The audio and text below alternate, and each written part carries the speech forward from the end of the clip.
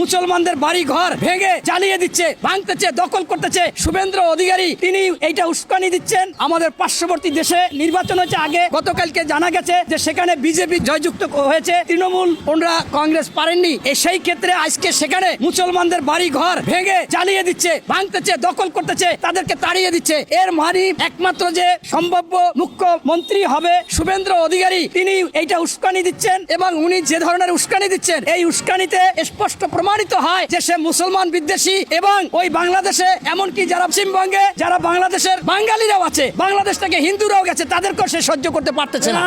এবং সে ইতিমধ্যে বলেছে যে এই বাংলাদেশের অবস্থা নাকি ইসরায়েলের মতো আর ফিলিস্তিনের মতো হবে। এত বড় সাহস, আমি আশ্চর্য হয়ে গেছি। আমি বলতে চাচ্ছি শুভেন্দ্র অধিকারী, আপনি কিন্তু ভালোভাবে জেনে রাখবেন, বাংলার মাটিতে বহুবার প্রমাণ করেছে বাংলাদেশের মানুষ পশ্চিমবঙ্গে মুসলমান এবং এই বাংলাদেশের থেকে যারা গেছে বাঙালি, এদের কোনোভাবে যাতে কোনো রকম ক্ষতি না করে আপনি ঠেকান, এই দায় দায়িত্ব আপনারই হবে।